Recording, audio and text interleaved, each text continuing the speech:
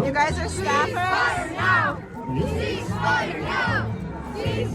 As Israel continues its fourth week of intense bombardment of the besieged Gaza Strip, huge crowds of protesters have gathered to call for a ceasefire in Washington, D.C., as well as in other capital cities around the globe. The protests in New York, Nashville, Cincinnati, Las Vegas, and even Orono, Maine, demanded a ceasefire and called for an end to the siege in Gaza. The demonstrations came a week after vast protests in Asian and European capitals and a day after the Israeli government appeared to reject the United States' call for humanitarian pauses in the bombardment.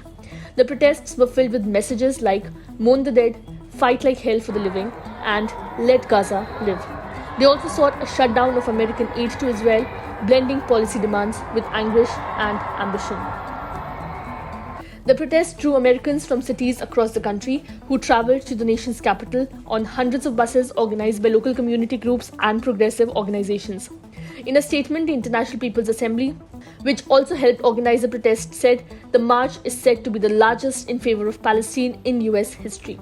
Multiple organizers directly addressed President Joe Biden, leading chants of "Biden, Biden, you can't hide, we charge you with genocide," and "No ceasefire, no votes." In addition to Washington, D.C., pro-Palestinian protesters also marched in other major cities across the world on Saturday to demand a ceasefire. Thousands of people gathered at London's Trafalgar Square for the country's third consecutive weekend rally, carrying Palestinian flags and banners bearing the phrases "Ceasefire now" and "Stop bombing children." The Met Police estimated a turnout of 100,000 for the first Solidarity March. Roughly 1,400 Israelis were killed in the attack by Hamas, and more than 9,000 Gazans have been killed in Israel's bombing campaign. Subscribe to One India channel and never miss an update.